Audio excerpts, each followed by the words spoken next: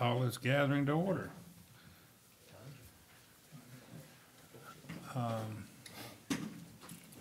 Got a small crowd here this morning. I'm just wondering,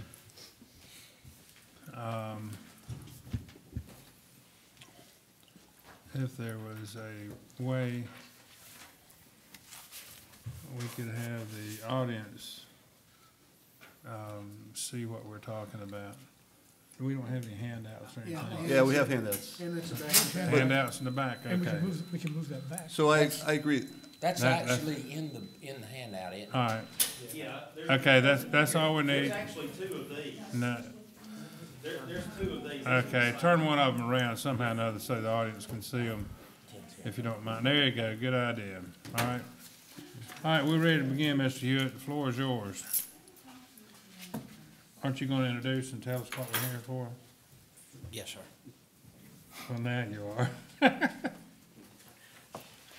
This is the follow-up meeting to the original outbrief of the Holden Beach Sewer Study prepared by McGill and Associates. And it's my understanding that they are going to provide this in a follow-up format, maybe regurgitate some of the things they went through in their original presentation and allow for a more refined question and answer period for the board's consideration. So without further ado. I'd like to make a couple comments. This is a workshop, not a meeting. Is that correct? Oh, I thought we defined this as a workshop. well, there's only 3 kinds of meetings, so it's a special meeting and you guys can conduct it as you choose. Okay, so I'd propose that we conduct it as a workshop, because as you're familiar, we had a P&Z subcommittee do a preliminary, they did a lot of work looking into the situation as well. So, and we have a couple members here, so I'd very much like it to be an open workshop to present not just to us, but to the folks in the audience. Okay, are you gonna run the meeting, or? No, what is I'm giving my opinion of what I'd like to. Okay, but what is my role if it's gonna be a workshop? Do I direct it, or you direct, who directs? You can Just direct tell it. me what you wanna do. I No, don't you care. can direct it. I just want it to be, we talked about being a workshop with the P&Z subcommittee. I'm just looking for the process. Is it an open, anybody can say anything, Yes, anytime? yes, I'd very much like that to happen. Is that the concurrence of Is that, those that are present? you good? Fine for me. All right. Okay, good. It's your meeting, sir. All right. Well, appreciate it again. Michael Norton and Doug Chapman, both with McGill Associates. Once again, we appreciate the opportunity to work with the town and provide the study and the service investigations and the reporting. We are here, as David mentioned, just to follow back up and review the recommendations that we discussed previously and have any additional dialogue you may wish to have that any way we can help from processing from the report to any future plans that the town may have and any questions that we may be able to answer based on any of the findings we had. Doug will go through just again another outline, just re-emphasizing some of the conclusions we found and looking at what became in our report, alternative 2 as it was suggested.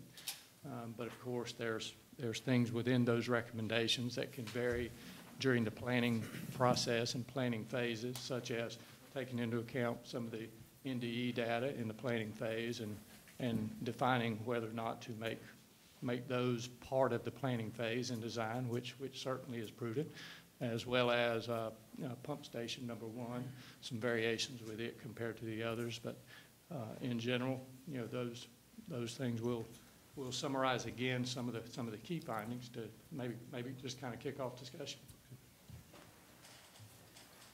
What we'd like to do is it's not our intention to go back through the presentation again, because I know nobody wants to see all that. I suspect everybody's seen that at least once. But we would more so to answer questions, but in a reminder All the pump stations were built below ground, which puts them below the flood elevation. Pump station 1 being the top above the flood elevation, but much of the equipment and the electrical still below the base flood elevation. Those being issues that wouldn't necessarily meet code today, so the task was, what's the steps to rectify that? We looked at neighboring communities in Sunset and Oak Island to see what they do. Their structures below ground are built with the collection tank, just like the pump stations here, but they have the rest of the equipment in higher levels to protect it from flooding, the electrical and the vacuum pumps themselves. So that's really a 30-second synopsis of the whole first part of this. So really what we want to talk more about is the recommendations, the next steps forward, and then answer your questions.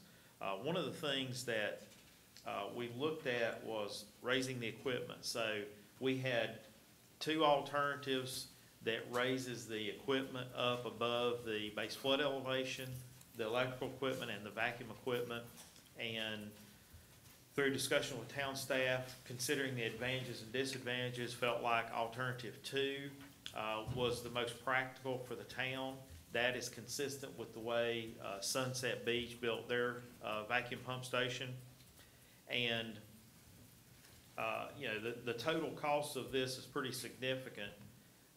And to make that into how best to implement that, and there's, as we talked about, there's still some variables as to what do you want it to look like, how are we going to cover some of the elements that still have to stay in the bottom, how we want to do all the code issues for access and for electrical issues.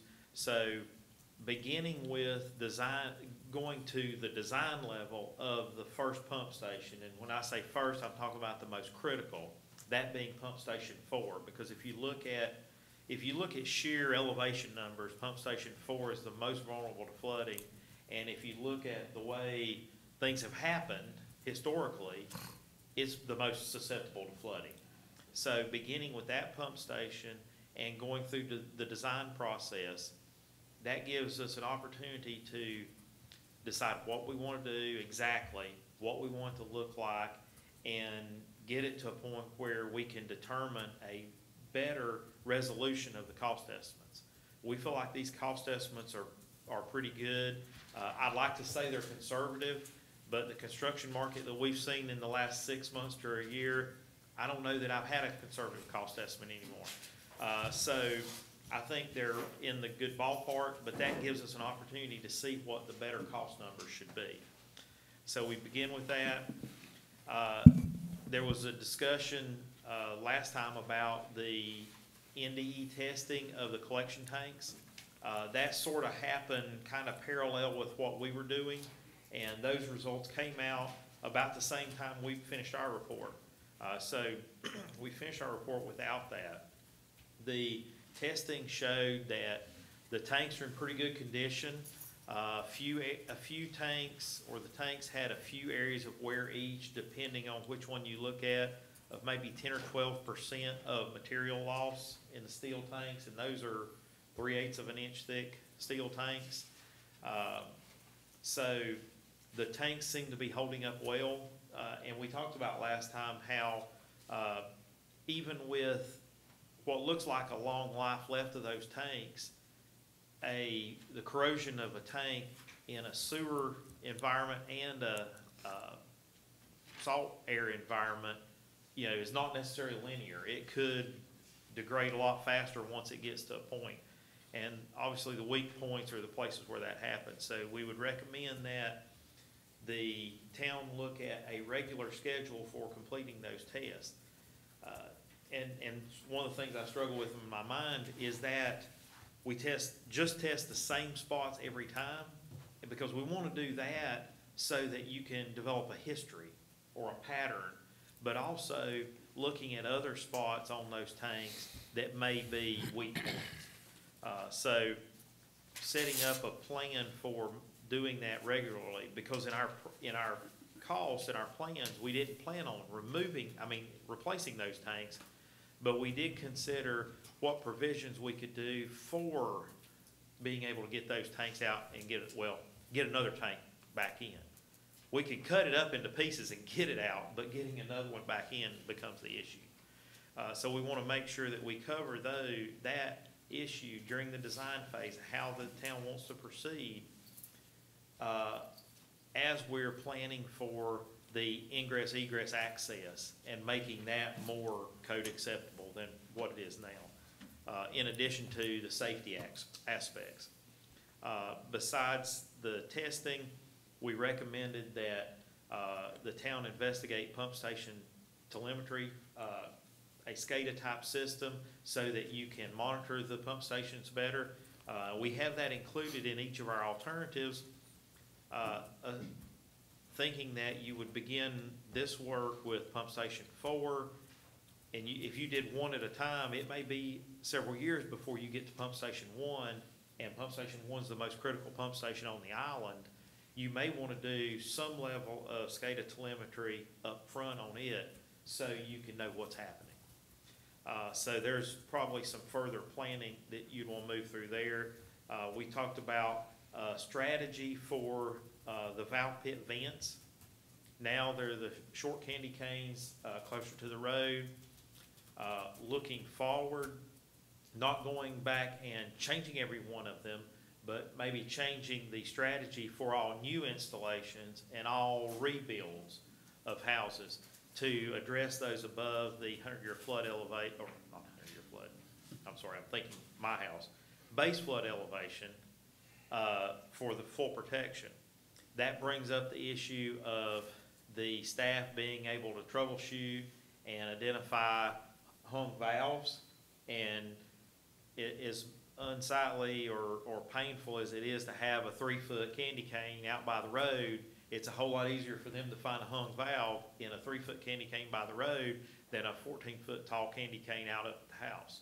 So, excuse me, one of the things that they're investigating is a communication system that would communicate, that you could have central communication with the valve pits to show pit position and all. And that they've talked with some with the company that does your automated meter readings, and they're looking at the possibility of doing something like that with the valve pits, which if it could be done at that type of cost level, which when you multiply it by 1,500 seems like a lot of money, but overall it's a pretty cheap investment for what it gives you. So that's another thing to consider as that information comes along. And the last thing we recommended is looking at a more complete and staff and user-friendly mapping system, which is a minor element, isn't really a flooding issue, but it is a operation and a maintenance issue. So that's really still a quick synopsis of our recommendations. So at this point, I think we would, unless you have anything else, we're open to questions, discussions, and whatever information we can provide.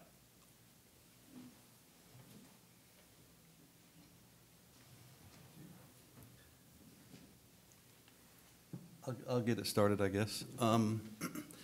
Yeah, so I think obviously planning is a huge part of this project, right? Do you see that you would do pump 4 as a pilot and then try to replicate what you've learned and what the design changes for 3 and 2, and then still leave 1 as a unique situation? I think you will.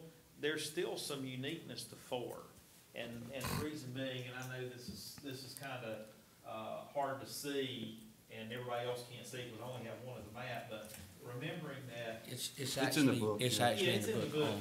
Pump station 2, yeah, all of this is in the book. Yep. Pump station 2 pumps to 1, and then 1 pumps over. Pump station 3 pumps to 4, and 4 pumps over. So 2 and 3 are essentially identical. Pump station 4 is a little bit different because it has not only the vacuum system, but it also has the wet well. and we want to move the electrical for the wet well.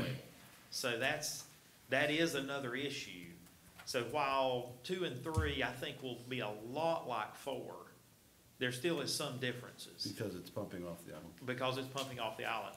1 does have the ability to be completely different because the base flood elevation is not as high above ground.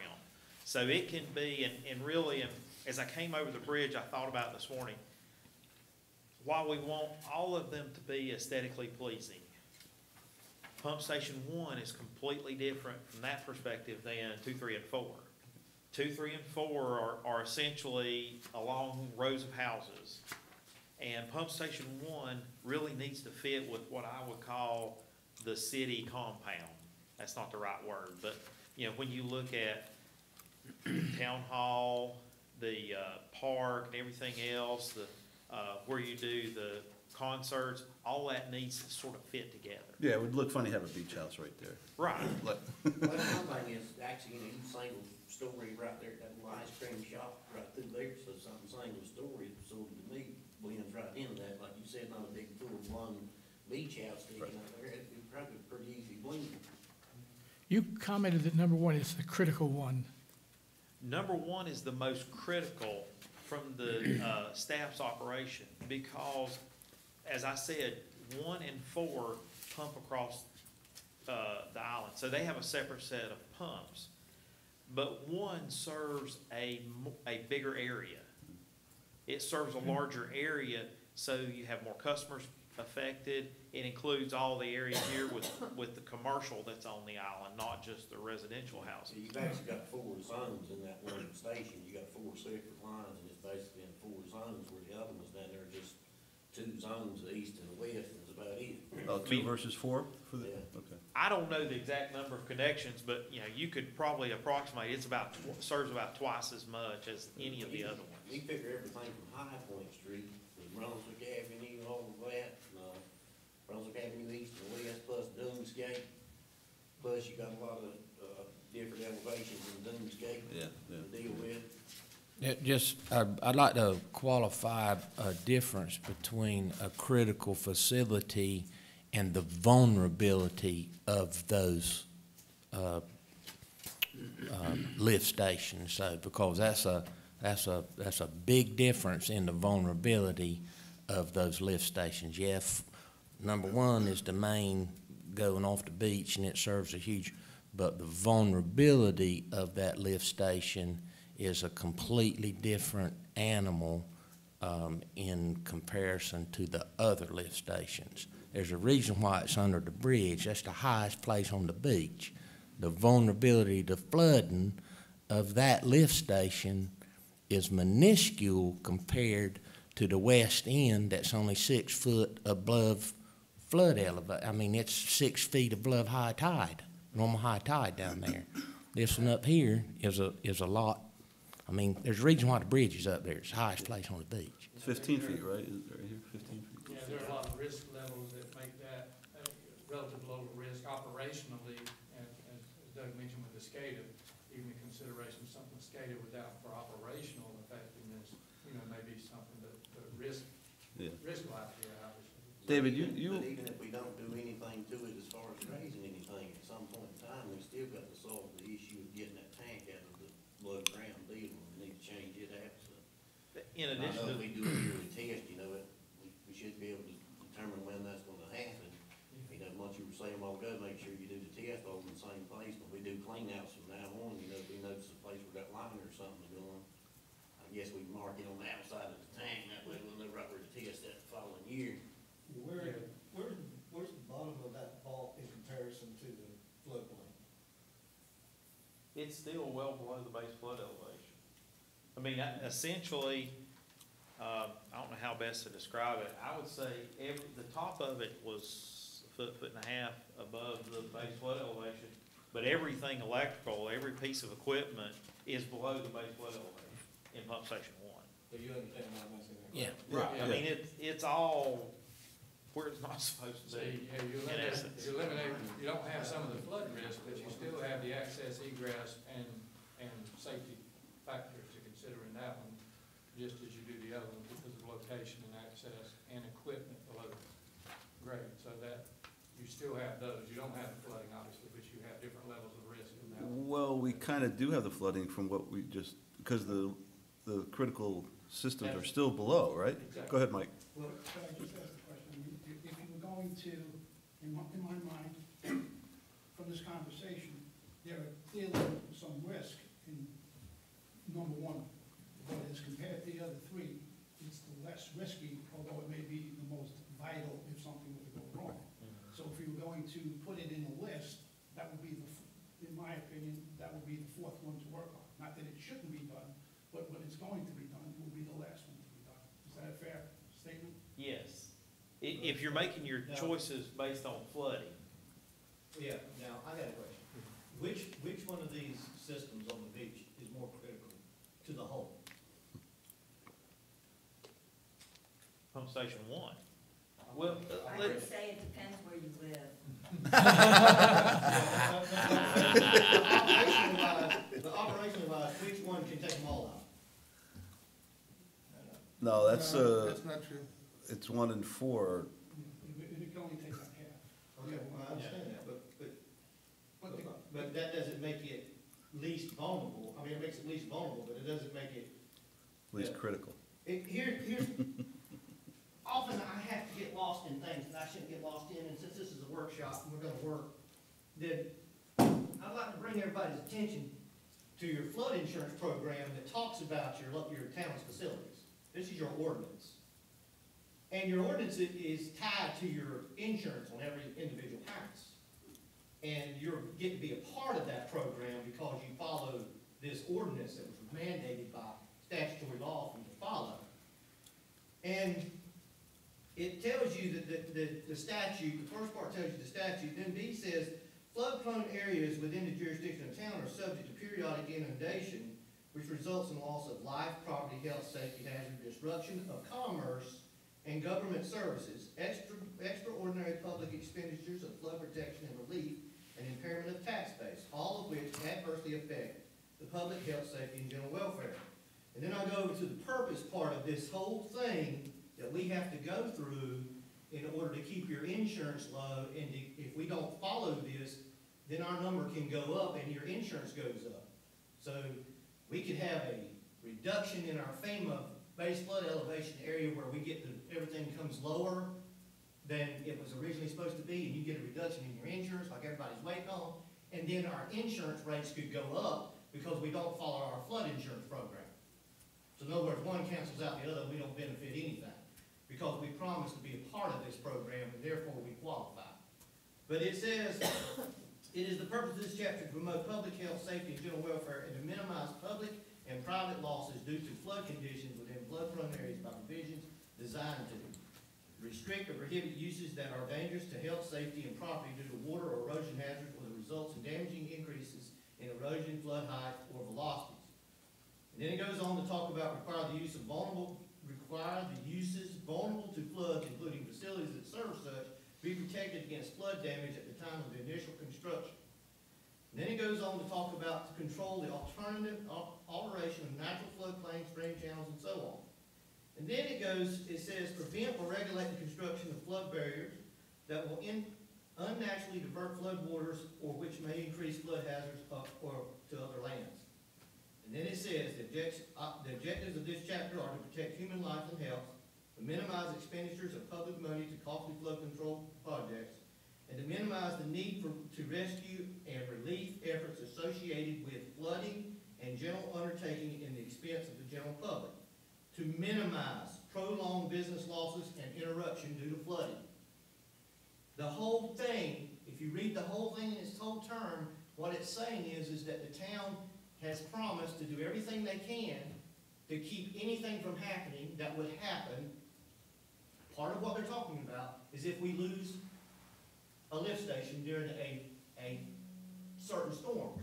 Well, we passed a hazard mitigation plan last year that said that we would do everything we could to get these facilities up and get them where they wouldn't be in that position. Now, this was a long-term study done by over 60 planners over three counties. And hurricane and coastal storms were likely, and likely is between 10 and 100% probability in the next year or at least one chance in the next 10 years. The impact is severe of those storms. And the potential for impact is catastrophic. This is what y'all said, this is what you approved. And in that approval, you said that you would do what you could. We promised in our hazard mitigation plan that we would look at facilities, and if there was a chance to improve them, we would improve them to take them out of where they would be in trouble.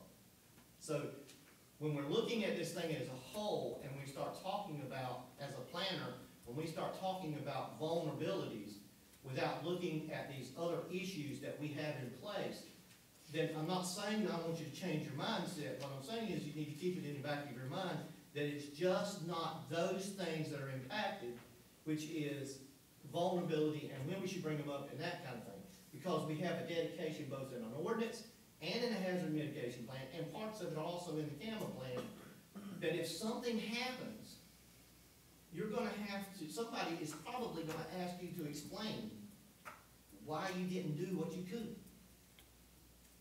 Because it's in writing.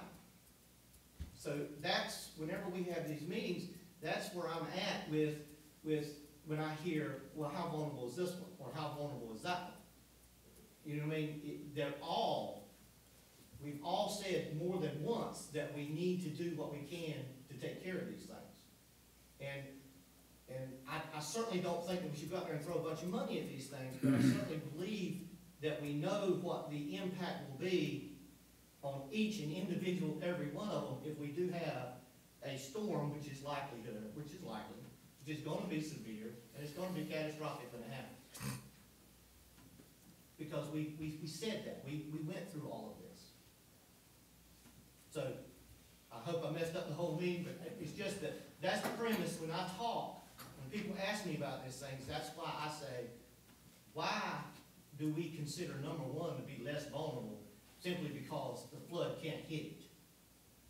Because it is in an area where a flood can hit it. It's just the one that's higher than the rest of them. It would be no different than that house there is at 13 feet and that house is at 10. When the wave hits them two houses, the one that's a little higher ain't gonna survive anymore. It's still flooded. It's still gonna flood. So what are you proposing, Tim, that they all be done right now? No, what I'm proposing is that we look at what is wrong with them and quit trying to minimize one over the other. Because in my opinion, well, if number one is 50% damaged tomorrow, then number one's coming out the ground. It's gonna be brought up to where it meets the requirements of number 4. So I propose that they all be looked at the same, and then if you want to phase them, that's fine, but that they be considered the same. That's all I'm saying. That we quit with this premise that one is somehow less vulnerable than 4 when both of them are in the same place. I respectfully think that that's what's been going on here. That from the initial, from all of the meetings that you sat in on with the advisory committee, we evaluated the height, position, condition, and what could possibly happen. And I agree with you that all 4 of them are vulnerable, but if we only have a finite amount of money, you have to make a decision on how to best spend that money. And so, number 1 is vulnerable, but it's less vulnerable, because if the water comes up to 12 feet, it's not gonna go into number 1, but it's gonna go into 4 and 2 and 3. So the likelihood of it happening is less at number 1. So number 1 is less, it needs less immediate attention. Attention, obviously, should be fixed, obviously. But it's up to these people to consider how best to do it. Not to ignore it, but how best to get the job done so that it's the most efficient and the most effective. And I think that's what we're doing here. We're not minimizing the vulnerability of number 1, but we are prioritizing what has to be done first. And I respect your opinion. I respect your opinion 100%. And I understand the logic. But I'm asking you to respect my opinion in that you can choose to bring them up in different phases if you want. But from a standpoint, from my standpoint, they all should be looked at as being equally vulnerable when you're looking at them. So and I don't disagree with that. We totally, but let me ask you a question. my understanding is it has to be done one lift station at a time to do the overall. Also, I have an understanding that we could do a lot of changes to every one of them at one time. SCADA, for example. There's a lot of things we could do immediately to each one before we do a complete retrofit. Well, the challenge that you run into with, and we talked about this early on, and let me talk about 2, 3, and 4 for a minute, because there is some difference, as we've talked about with base flood elevation. We can only do minimal things to 2, 3, and 4 and leave the equipment below the base flood elevation. So, I mean, if a starter goes out, we can replace a starter. If a relay goes bad, we can replace a relay.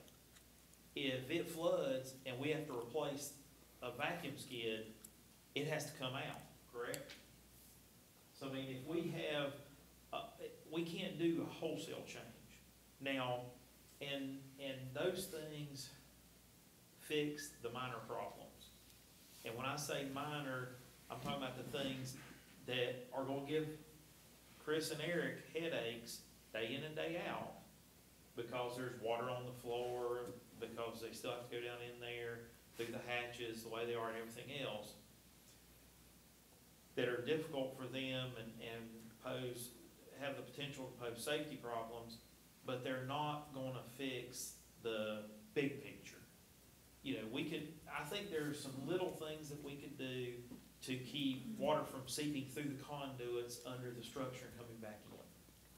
But that doesn't affect the flood vulnerability of the system whatsoever. Yeah, I'm talking more than just flood vulnerability. Yeah. I'm talking, you know, so if you if we start with number 4 and you have a design of number 4, there's components in that design I would think that that would make sense, because in my mind, it's gonna take 18 months to get to the first one being done, right? You got a lot of planning, you got a time zone, you can only do it in the winter, right?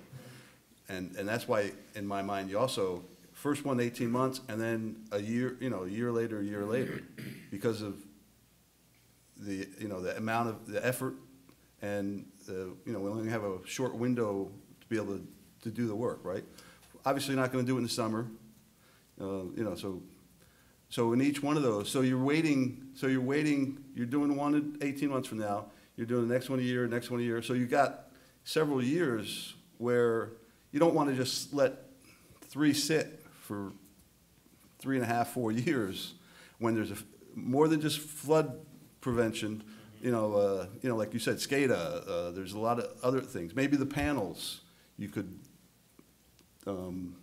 change what you're doing with number 4. Maybe you can do 2 and 3 panels, something like that. That's what I would envision. Well, that's what I would have hoped too, but in looking at the code aspects, we can't, I can say, okay, I want to pull the control panel out of the hole and put it up at the top, 3 foot above the ground.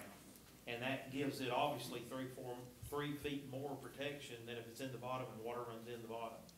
But that doesn't work. The code won't allow it. That's still putting it below, and I'm talking about 2, 3, and 4. That still puts it below the base flood elevation. I need to get it up higher to get it off of there. And one of the examples that I wanted to use, or wanted to think about after I saw it, looking at, and I don't remember how the one is here, but if you look at the water tank at Ocean Isle, the water tank's mounted on the ground, but there's a whole bunch of electrical it's not antennas all over it. There's electrical equipment, control equipment, all kinds of stuff related to that and all, but it's all on pedestals up in the air because it gets above the flood elevation. So, I mean, unfortunately, I can't just take a panel out of the hole and stick it up here, because it's still not where it needs to be. Now, on pump station 1, you could do that, because once you take it out of the hole and put it up above the ground, it's above the base flood elevation, correct?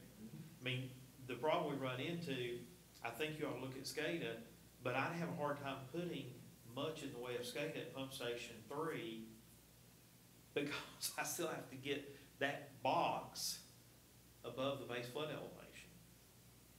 Yeah, can I make a comment? Can I make a comment here regarding the electronics and stuff?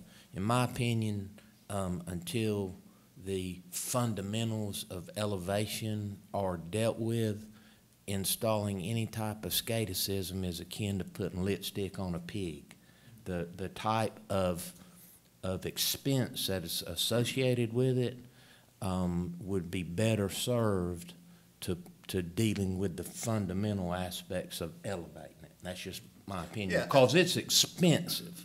That stuff, that SCADA is expensive. SCADA's not gonna keep it from It flooding. ain't gonna It's keep it let from you know it's flooding. flooded before you get there.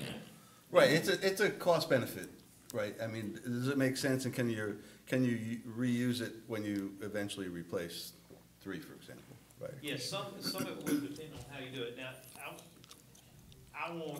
I try not to do this. I try not to answer questions that aren't asked, generally when I'm in front of a body. But as we said, we're in a workshop setting, and you know, I've got to think about this as I'm sitting on your side of the table. We're talking a lot about flooding and vulnerability, but if I'm Chris and Eric, and I'm making sure that you guys have sewer 365 days a year, that's probably not my worst priority. Yes, if that thing floods, you're dead in the water. That's bad to say, but literally. But that percentage chance Right. is still reasonably low, even though there's gonna be a hurricane in the next 10 years. Well, I'm gonna talk about percentage chance while what we're talking about flood elevations and the percent chance of flood and all that kind of stuff. To heck with that. Since Matthew, we have seen the tide come up within 6 to 12 inches 3 times in the last 6 months down at Lift Station 4 on the west end. That means it's 18 inches from the invert on 3 and 2. So this engineered, no pun intended, estimation on the percent chance of flood, every full moon tide and every heavy rain, we're dealing with it in real time. So It's in pump 2. it Yeah, happens. blue tide, the water's, Was it last I mean- summer we had the super tides and on Greensburg Street, the water? I think you're using history, and I think the curve in history is but it's also getting current. steep. That last year, you had it Changing right up much to more the quickly. We see it every 2 months. top of the seawall. Yeah, well, when you look at So a it's legal real. document and it says "an acts of God," you know, anything can raise water level above what FEMA can calculate. You know, that's some probability through a whole series of calculations, not to make light of them, but what to say is, they may or may not happen, and it may be a whole lot worse, a whole lot more often.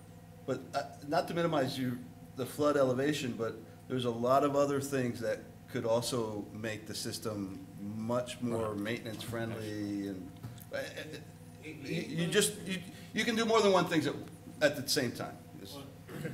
Well, given an unlimited pot of money, sure, We got you know. But if you're making changes, yeah, I agree, it's a cost benefit. Comments, if I can. Go ahead. The first thing is, a blind monkey would know that this design will not work.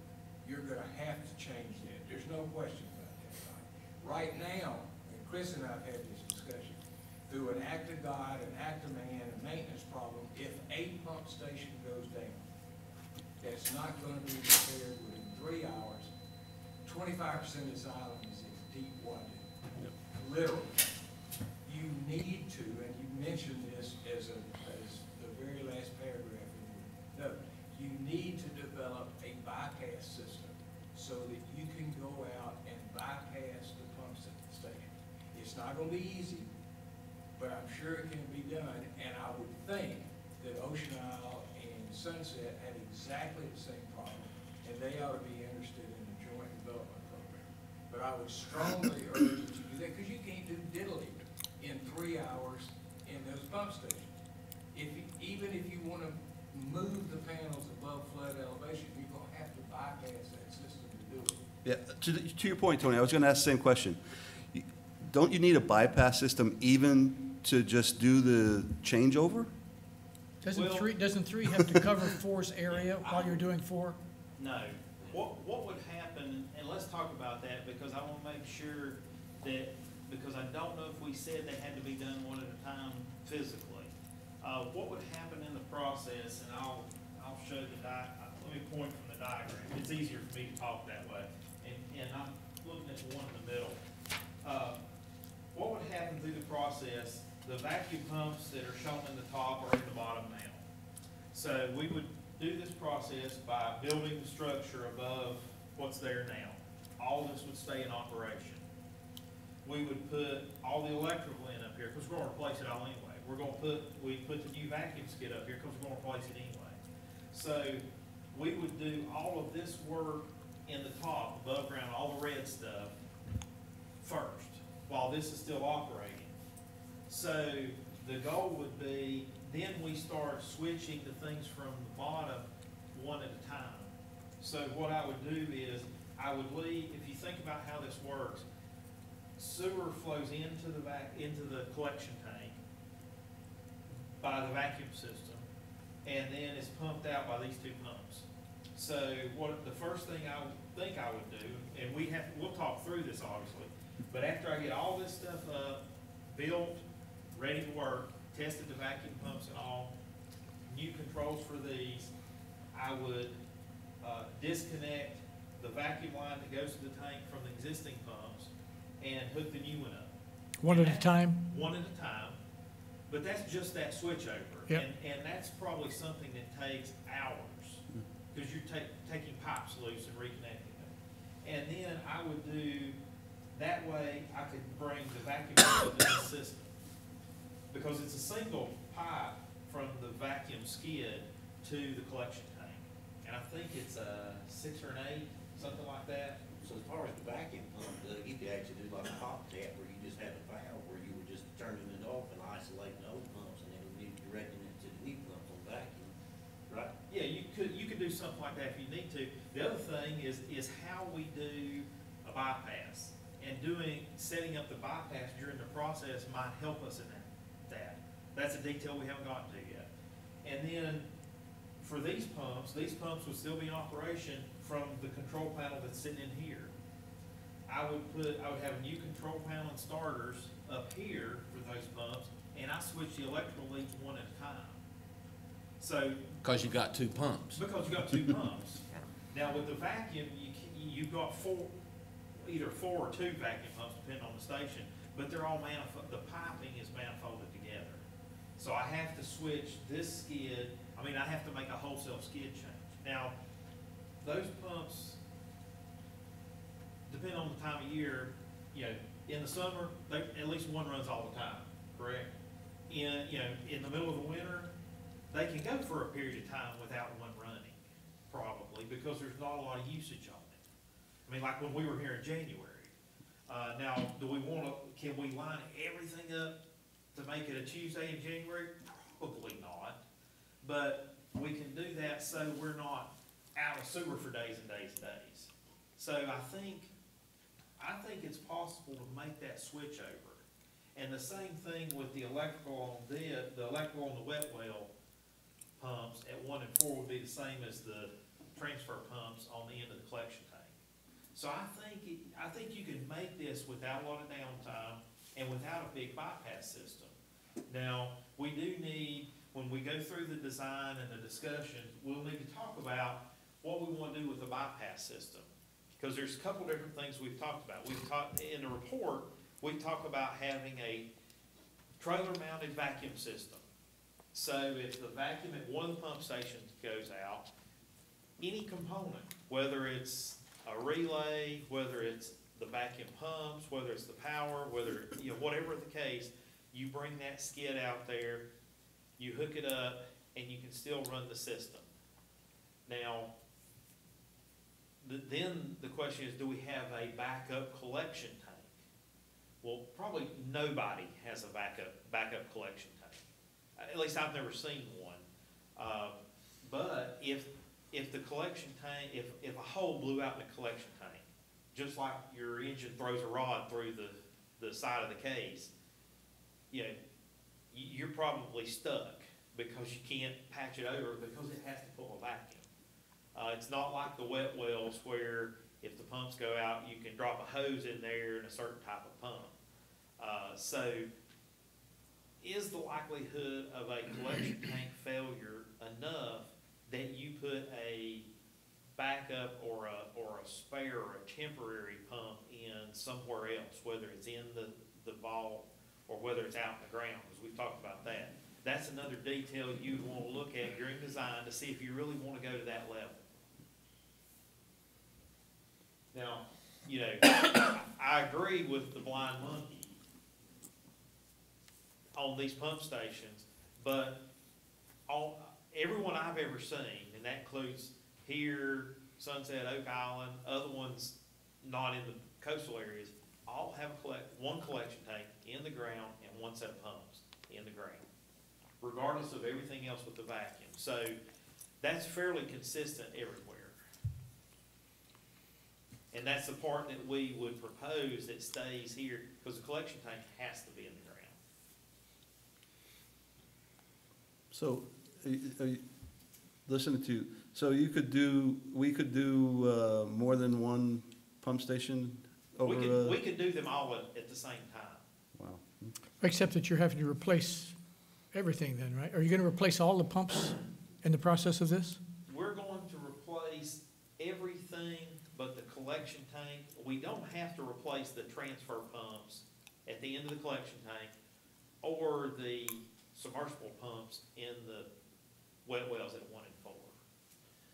It would, if you're going one at a time, it would give you actually a separate, it would build your shelf inventory when it was all said and done. We've been trying to do that through the years anyway, because we'd love to get it where we had 4 vacuum pumps. I think that's what our goal was, and if we'd done it like that, you know, if you purchased 2 more, already had 2 in the floor, when it's all said and done, we'd have double the inventory we now, to keep on the shelf for the future. Basically, just like he says, I mean, you're talking about building a structure, and you're just, and every bit of the electrical components in the bottom are actually gonna have to be in place on the top before you even switch over, so you're gonna end up basically with a whole, another set of electrical components if they're still using. So when you do 4, the top is all brand new. When you do 3, does the stuff that came out of 4 down below go in the top of, or all new stuff on 3? All new everywhere. Everywhere, all new. So you'll have a lot of backup pumps then. The more the better. Yeah, you'll have a lot My of. biggest fear at the beginning is flooding, you know, if you can get the flooding part done and you got something to work with, you know, gotta be mighty bad you can't get an electrician to hook you something up where you can turn the switch and make something run. It may not be like it should be, but you can run a cripple. Yeah, you gotta remember the old electrical components are probably gonna have, they're probably not gonna pass the inspector's scrutiny to begin with. The vacuum, they may, but they're probably not gonna be approved for installation because they're used stuff. The pumps themselves, they will have had life burned out of them, so that, I'm assuming, would be an opportune time to evaluate when you did your rebuilds on it. That's kind of the way that process would work in my mind. And you rebuild, a vacuum pump's a lot different from other pumps. That's right. A vacuum pump gets rebuilt on a regular basis. Yeah, that's what you do now, right? It was over half the price of what the new one is. Over and over and over. If one of those submersible sewer pumps, if it goes out, maybe you rebuild it, maybe you toss it out and you buy another one. It's like 12 weeks to get one of those. So is money, Mr. Hewitt, is money the reason you wouldn't do them all 4 at the same time? Yes and no.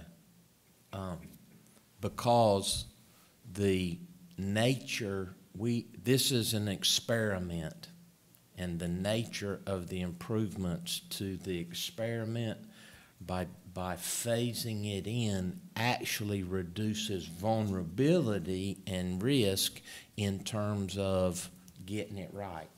And that although there are similarities between 2 and 3, there are lessons, practical lessons that can be learned from going to each one in a phased manner. So would you recommend going one by one versus Yes, sir. do number 4 and then do 3 and 2 together? You'd still prefer go 1, 1, 1, 1? I'd prefer to initially program to do one at a time, because the one down at the lowest end of the island, it's not going to be exactly like 2 and 3. So you're still going to be experimenting with 2 and 3 because they're the most similar of all of them. So that in itself is going to be a little bit of an experiment. But can I back throttle a little bit, because I think we might be getting ahead of ourselves in figuring out which one's to fix. Which one of those designs are we going to use is I think is what we need to decide on. And because regardless of which one of the designs it is, I think that my preferred logic anyway will remain the same. And I mean, I'll go ahead and tell you right now that my logic is a lot more simpler than others may be, and I'm strictly using what I think is the flood risk down there. The one on the west end is a foot lower than the other two, and then just to work west to east with fixing them in that progression. And I'm on record as saying, forget about the one underneath the bridge until you get these 3 fixed, because it's, in all likelihood, I think it's going to be a 6-year program, even though we're trying to set it up in a capital budget as, year 1, 2, and 3 on those, because by that time, I think that one is going to have capacity issues that are going to be dealt with, and that's above and beyond the scope of the vulnerability, and that at that time, when you're dealing with the capacity issues, is when you can work in the elevation issues. That's okay. I know I got ahead of myself, but that's where I am with it. And this is a workshop, I asked to speak freely. I very rarely disagree with my boss.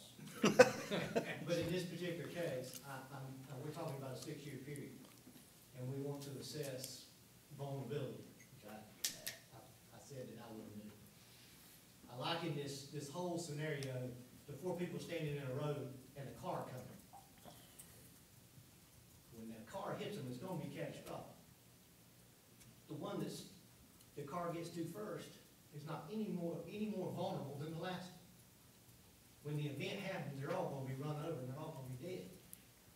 And when you start talking about phasing things like this, it's totally understandable, and this money's totally understandable. But like he went on record as saying that that's what he thinks you do. I'm on record as saying that if you're going to phase it over time, then phase the whole project over time.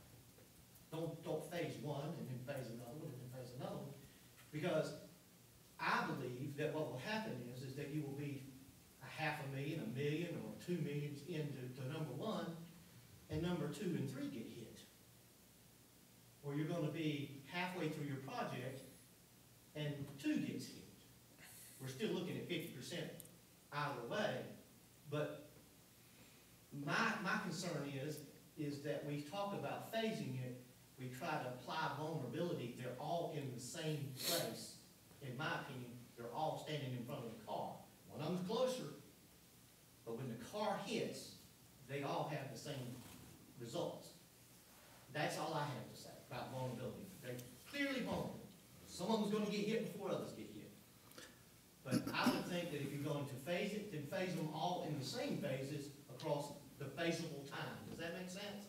In other words, do 1 and 4 at the same time. As far as the learning curve goes, you can build the same house over and over and over and over again, and you're going to have a different learning curve on each individual house. Well, It could be the exact same house. That's a good question. What is the learning curve? How much is new? Is there a high learning curve?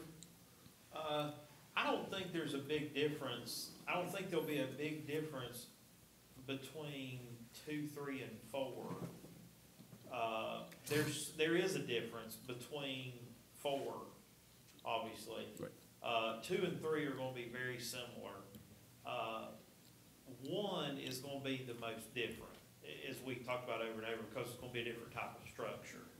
And you want it to look different than the other ones. But is it the structure issue, not the equipment issue, not the mechanical issue? Yes, structure more than everything else, and really issues of access egress, and, making sure all of the electrical components are as protected as possible. Protected.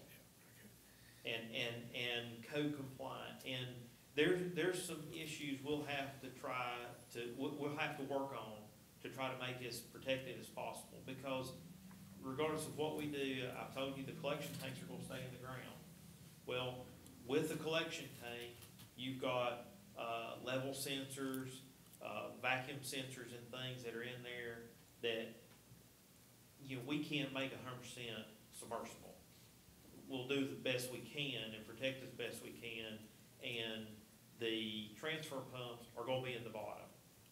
We'll get all the controls and everything out of there, but there's still some sensors as far as the bypass line and some solenoids that can't come out completely.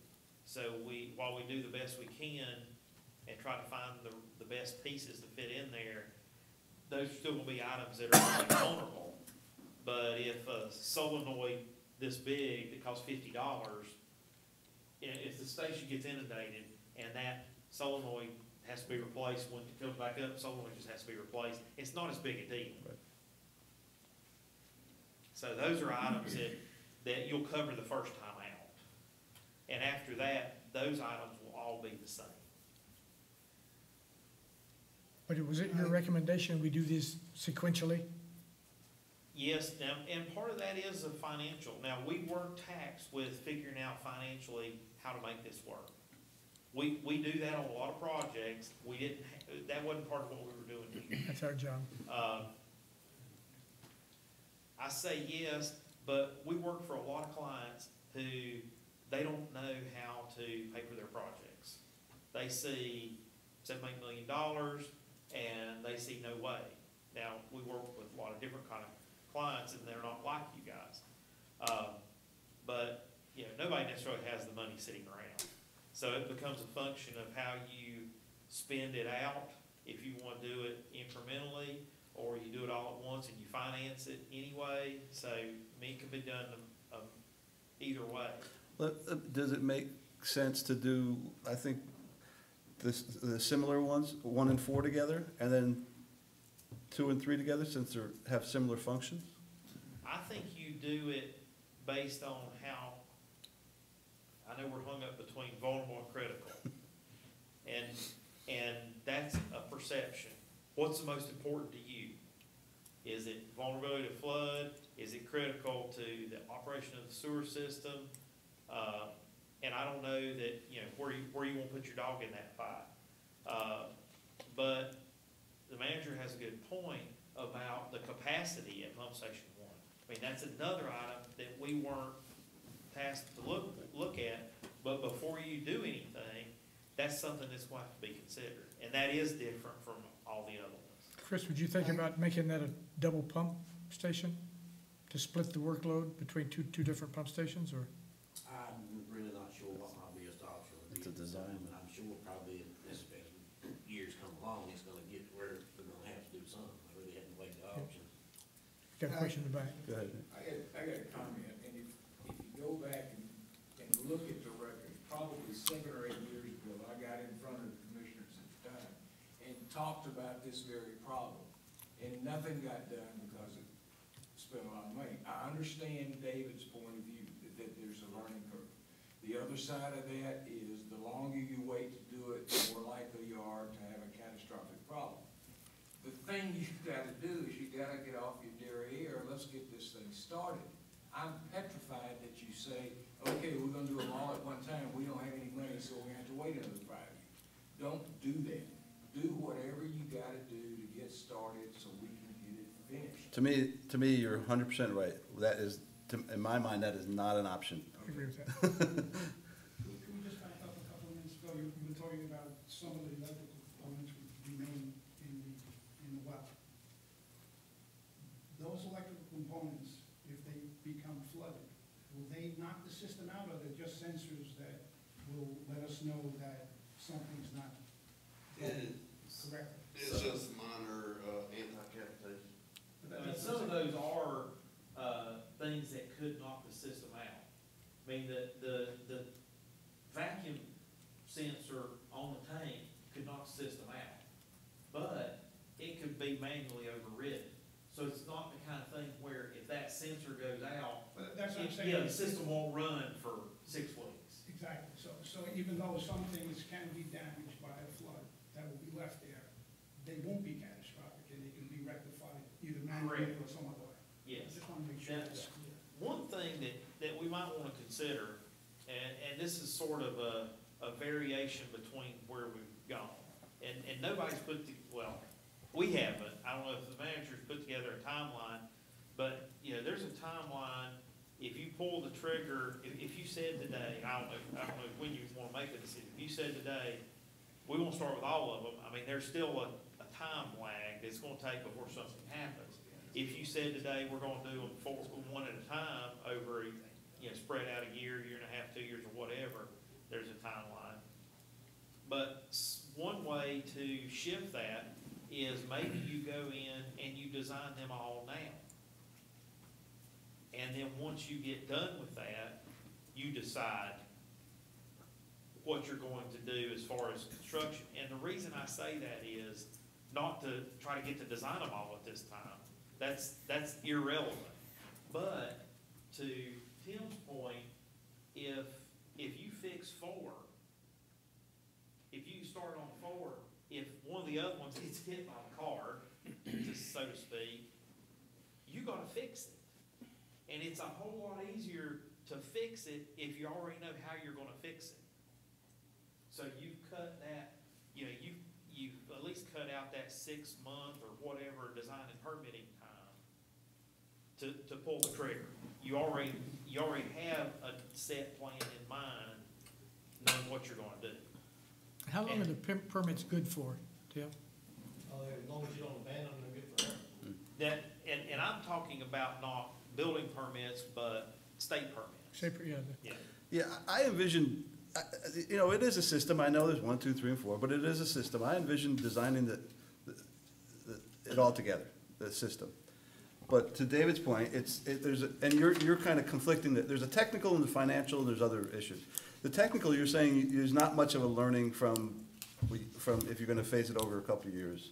Because it is what, you know, it's not, we're not inventing too much stuff, right? It's common, been doing it for a long time. Well, one of the things that there is one level of effort that is dependent on station and that we are making assumptions on. That structurally, based on the structure that's there, the soil that's there, everything else, we can do what we're saying we can do, want to do on those structures. So that is a case-by-case-by-case basis. And that is something that until the proper soil tests and the proper structural evaluations and everything complete or accomplished are still up in the air. Yeah, but I would do that right away. I mean, you know, I would do those all together, right? I mean, It would be the most cost effective to do it Right. all together. It's not a very basic test, it can be done. But I'm sorry, go ahead. and I might be jumping off on that, I might be taking us in a direction, I won't be leaving the room. But if the structure's alone, if we build a structure, just that structure, number 2, over 4, is it more or less long? And I'm asking this question for a reason, I'm asking you as engineers, does that make that whole system, if just that structure is over, make it less vulnerable? In any way, shape, fashion?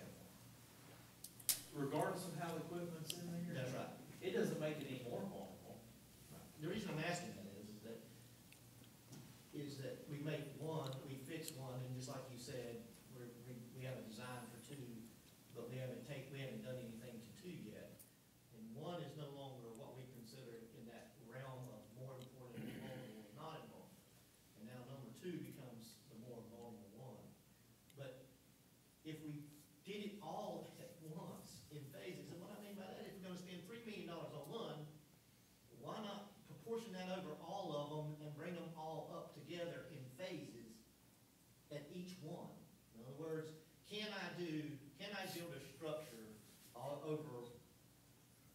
3, 2, and 1 for what I can do 1 and 2 for.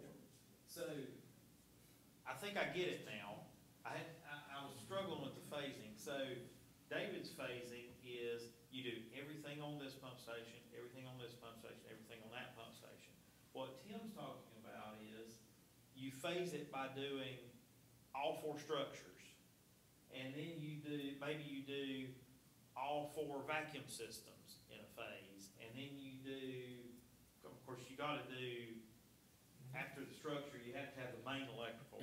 You know, how you phase that would be something you'd have to determine. But you grow into the items that you basically take out of the bottom and put in the top. You'd have to have the So structure which is first. more, and here we go, which is more vulnerable in the vault, the electrical or the pumps?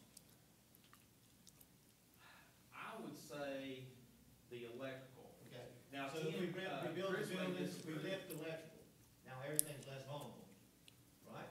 Because we want to talk about vulnerability. Now 4 is no longer any more vulnerable to electrical than 1 is now.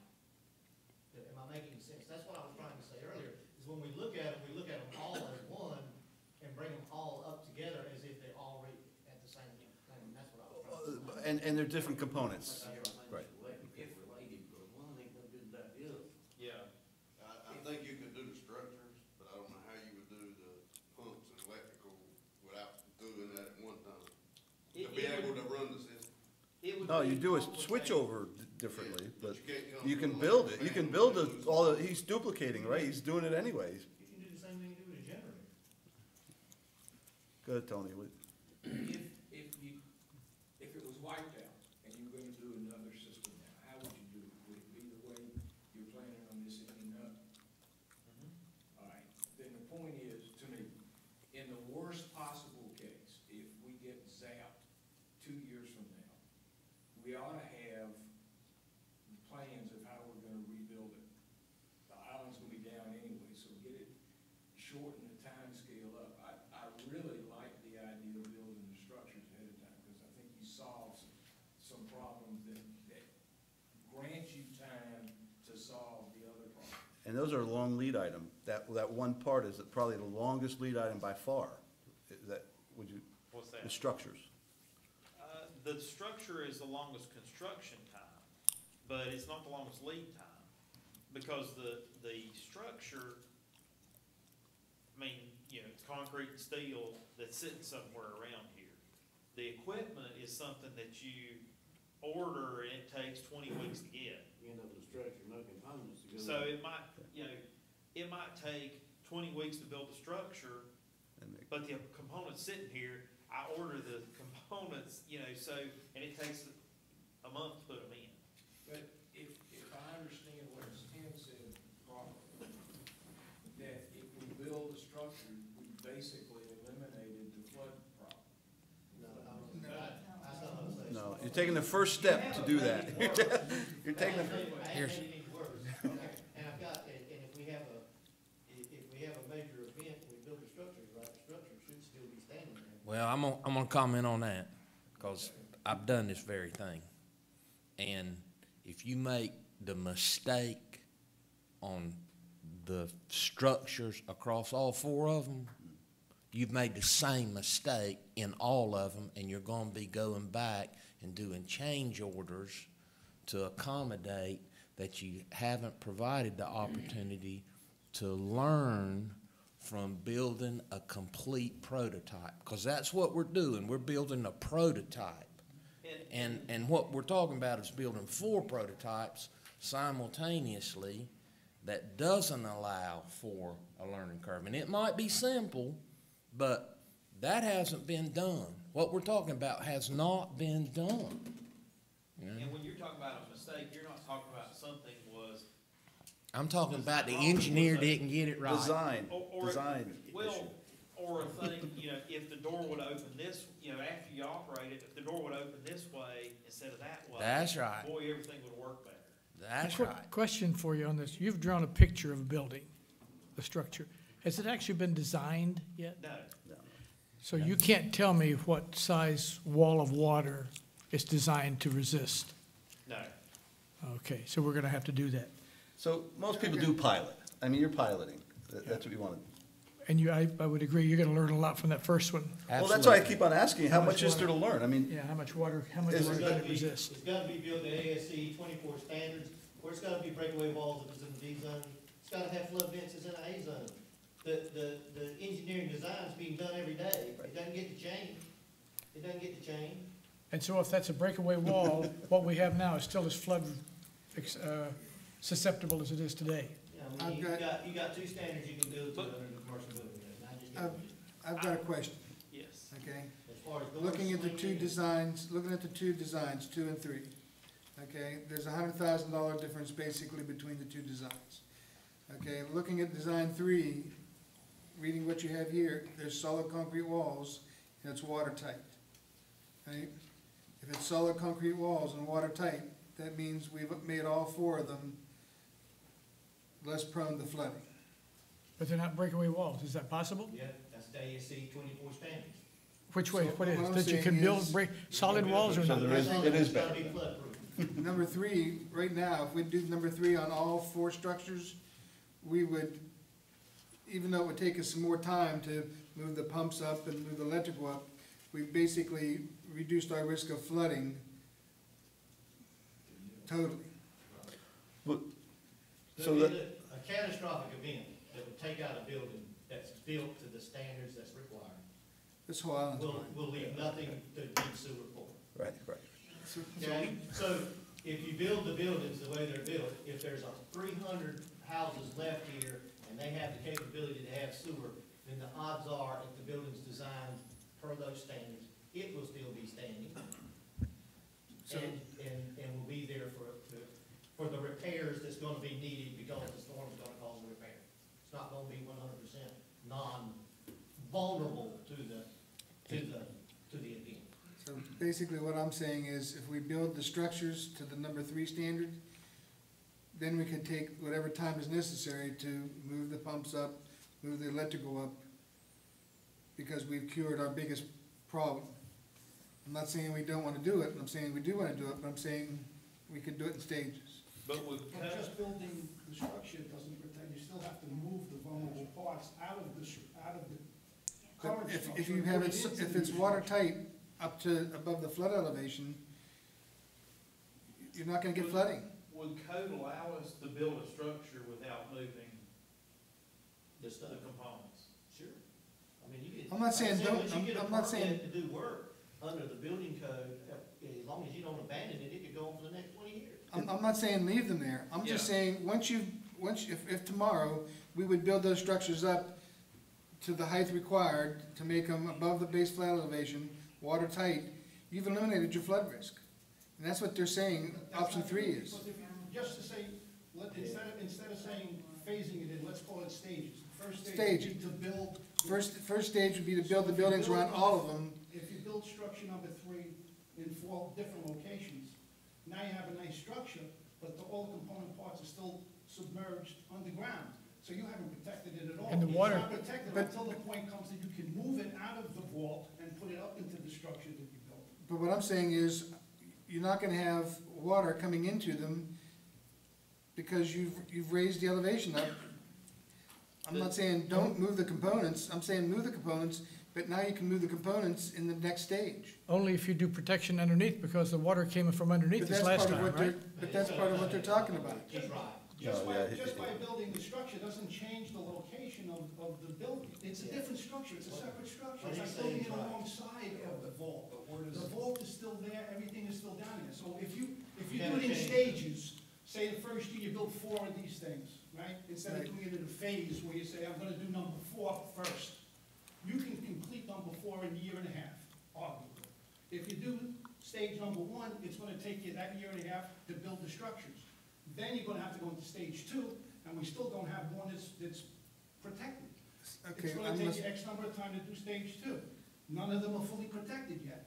Stage 3, 4 years down the line, none of them are fully protected yet, where if you go in phases, you could have 4 perhaps done, fully protected, and 3 done, fully protected. So it's a question of whether you wanna get everything finished 5 years down the line, or whether you wanna get things done in a sequential manner.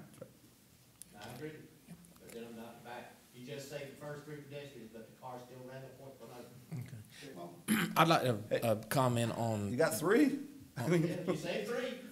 Yeah, I'd like to comment on the 3 versus 2 discussion. It was my understanding that there was really, not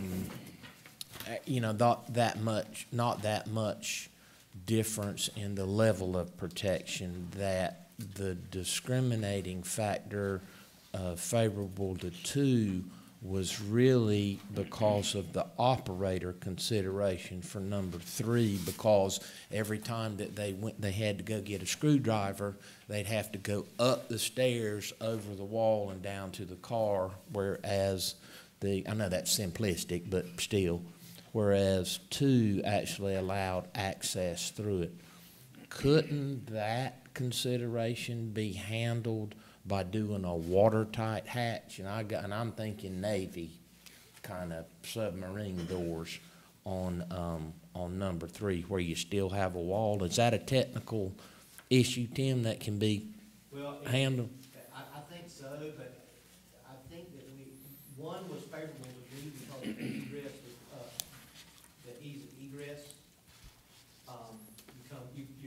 Your travel path is less up the stairs, down the stairs, and out the building. Which one is that, Tim? 2 or 3? 2? Okay. Okay. You have a marker?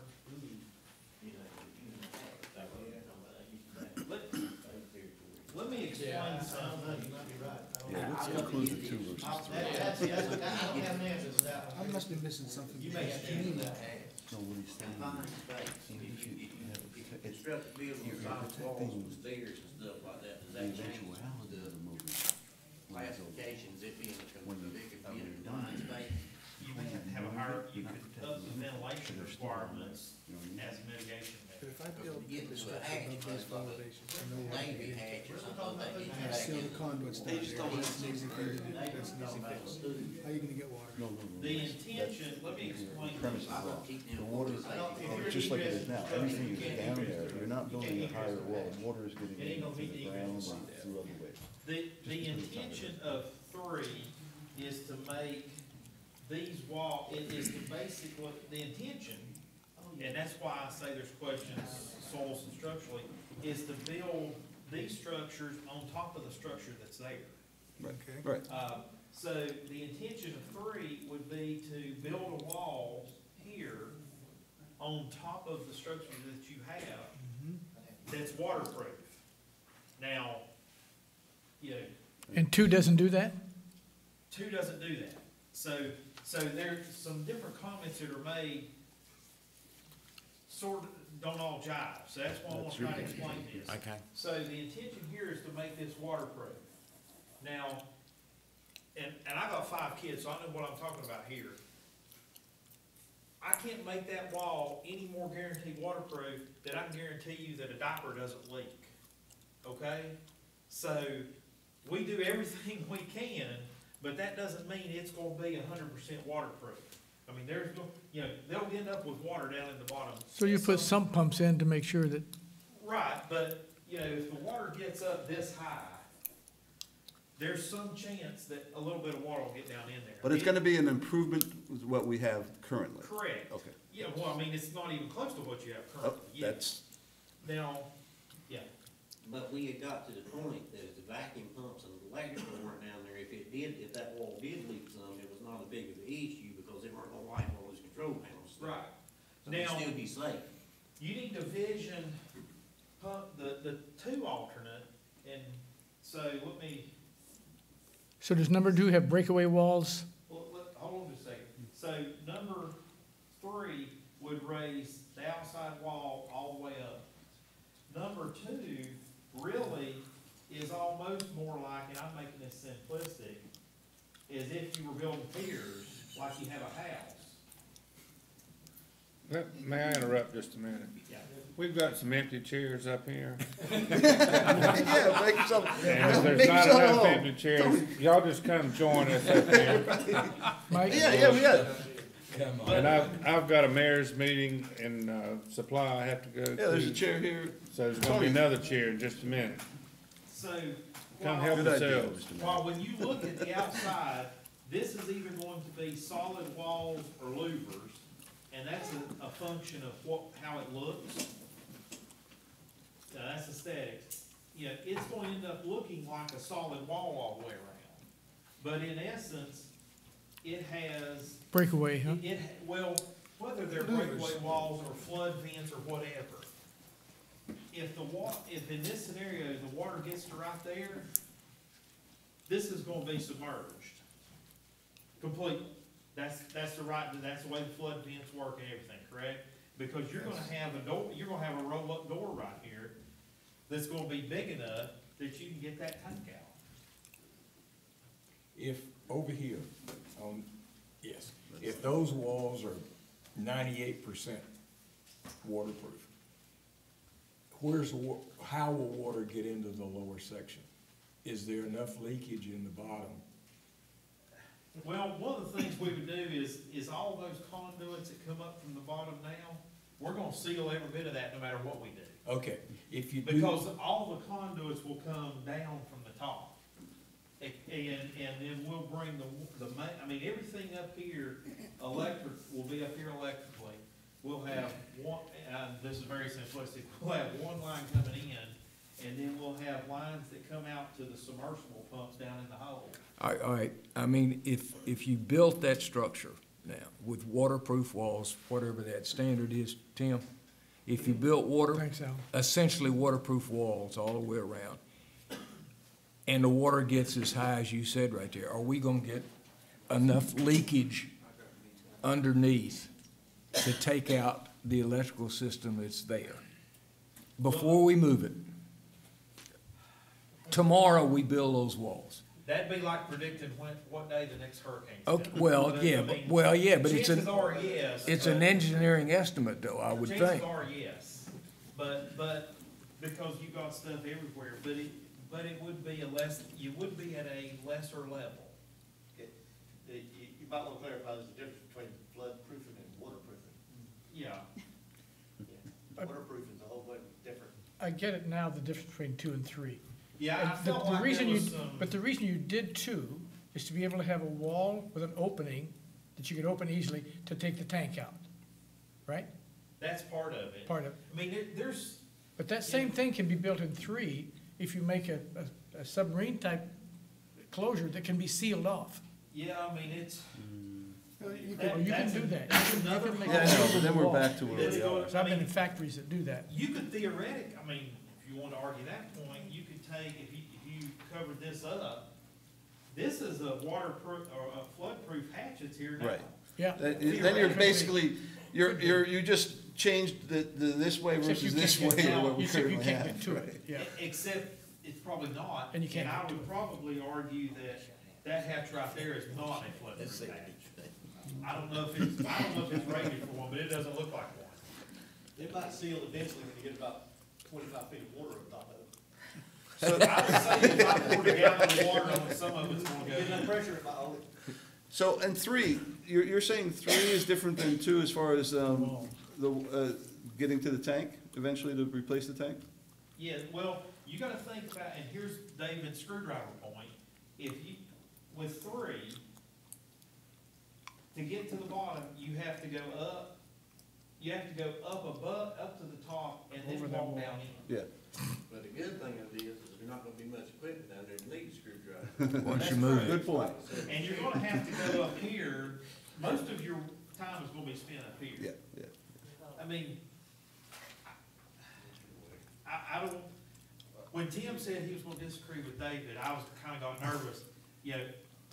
He was lying, he does it all the time. He does it all the time. I gotta guess that too. It's spirited, yeah. I don't wanna necessarily disagree with David, but I do think you guys could make the decision to move forward, one way or another, and then decide if you're gonna do 2 or 3. 2 or 3.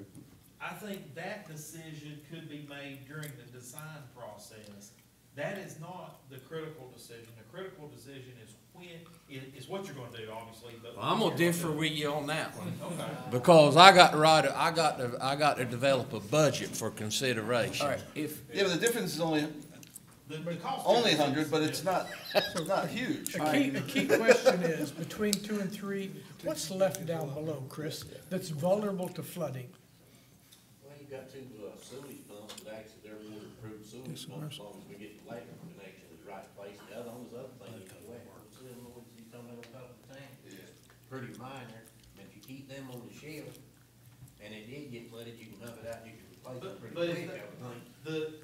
Everything that's on top of the tank, for vacuum purposes, if it Nothing went really- out, you could still walk in there and turn the switch on and the vacuum system would work. Again, But just, another point I'd love to make is I would, if there's some way, if there's one of those options that, makes it safer for the employees, and it don't put us to where we're actually working in something that's classified as confined space, I like that option. Because the supervisor standpoint, having, the last thing we done with my shoulder is somebody got hurt. Yep. But just clarification, on your hypothetical where the water goes up to a few feet just below the base flood elevation, even though the below grade will be flooded, that will, again, not make a catastrophic outage for the sewer because it could be remedied. Right. Correct. especially now if you've got pumps pumping it out. I just want to keep, Oh, I I mean, All right. just want to clarify it. Sooner or later, the tank's going to have to be replaced. Whether we say it's worked good for 50 years now. Okay, 100 years, it's got to be replaced. Yeah. How do you get it out, the difference between 2 and 3? Well, before I answer that, I Okay. want to say, all the pump stations we looked at, nobody has a provision to be able to get the tank out. Oh, getting it out is easy. I seem to recall Sunset had a big-ass crane that was set up to lift that tank They out. have a big crane to take the pumps out, but there's no hole big enough to get Okay. a tank. So you have to cut out through in 3 one foot of thing. cement. See, I agree, you don't design for a 100-year, But, Well, if you look at yeah, the nobody airbags, said they that tank's say gonna last 100 25 years though either. But it's, But it was a consideration, so that's, yeah, you're right. but it is, I mean, if you look, and I would say, you know, you've got to get these pumps, you got to hoist them up to this level and then hoist them out and then back down. If you take these pumps out, if you do it with 3. Unless you put another wall in of some kind out, have a low level submarine door, whatever.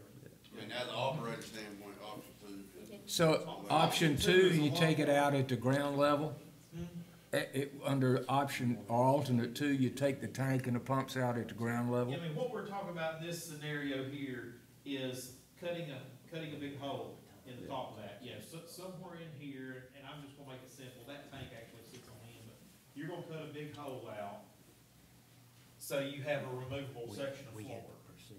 And then, if you get it through this section, then this, essentially, that middle level is open. Yeah. And you're gonna have a big door in that section, so you can get that out, or if you know, Okay, bring a truck in or something like that, Yeah. so to get things in and out. can I call a 5-minute break? Uh-huh. 5-minute. Come back in order. Okay. No, no, no, no, no, no, no. No, wait a minute, once you've said, you can't go back. David, what's the decision that's in front of us? And I know we can't have a vote, but what's the next decision? I think that what I would like to see is direction on which option that you want to proceed with, and then what is the desired phasing, whether it's linear, laterally, Incremental. or perpendicular. That because for the upcoming year, you know, that's got to be laid out. You have to make a decision on how you want to proceed. And, you know, fundamentally where I see it, you know, the decision on which way that you go in terms of deciding what risk, you know, proceeding linearly or vertically, I mean, that's important, but to move forward, you know, with some type of direction, and I'm assuming that since we've been working on this for a while now, that there is a desire to move forward in some shape, form, or fashion. And in that time frame, you're gonna have to make a decision. Yeah. In order to do things like, making a funding appropriation for the exploratory, investigation on the foundations. I mean, you have to the do design, permits. you have to do design work and get permits. So those are the realities of it. So to answer your question is decide on which. 2 versus 3. Two versus three, and how you wanna proceed linearly or all at one time. What's your next step once we make the decision? Do you have to put it out for bid for design? Y'all, first y'all are gonna first y'all are gonna have to adopt a budget that provides the funding for it. I understand that, but I'm And- saying, once that's done. And then there would be a selection of an engineering firm to do the design work, and that's a request for qualification process, that kind of thing. And then the designs and specs, and then, to go to construction on however we want to. Is that about right, Michael? Okay. How, can we do it, so there's two things, like you say, 2 versus 3, and then how to phase it in, or stage it in, or whatever. Do we have enough information, or do we have somebody, I guess there's 2 questions, to give us a pro-con on 2 versus 3, and pro-con on the different ways of phasing it in? Well, I think that's what we're doing. I can I tell know, you. but a lot of information Yeah, just flew I around mean, this room without, You know, not some and, decision makers here. and I think it's, yeah, one of those things where, in light of doing something in your budget message that you've read, I've recommended that you go with option 2, number 2, and phase it in over 3 years, which is probably really gonna be 6 years. And anyway, So nothing, I'm repeating nothing myself. that's been said in this workshop's changed your mind, right? Well, I think that at some point, if you want to do something, you got to do something. And I don't know as much about doing something with all of them at the same time as I do with doing one at a time. And that's just me, but I don't have to make the decision. Yeah, I mean, I have one question that I haven't really worked out from all the discussion. If you think in terms of as well, timeline to me being from the start to everybody now is as low vulnerability as possible because we are done. Is there a time game? Is there a time game going with the in parallel perpendicular versus one station after the other? And that's what and because we haven't talked about that, because that should be another consideration is, do we gain a year if we do it that way? Good question. Because once the construction of the buildings is done, the shells, I'll just call them the shells, is it then easier to work during season to bring in other components without messing up too much traffic and all of that and causing a lot of renters difficulty? So do we gain a year or not? And I have no idea, but I think that should be wrapped in as well. Well, if you save 1 year out of 4, you just Well, did a but 25% reduction in risk. I don't know if we're talking about that or not, or if it's gonna take just as long and we don't gain anything. Well, the timing for phasing is more of a choice than a sequence strategy. So I think if you choose to make your phases closer, whether they're sequentially or vertically, that's a choice you make that drives the time. I don't think picking one way or the other affects the time that it takes. Now, there is some, the sequencing of events may affect how it seems to the public, but our purpose would be to make it be seamless to the public. Now, I don't say that to mean we're gonna do everything in the middle of the winter.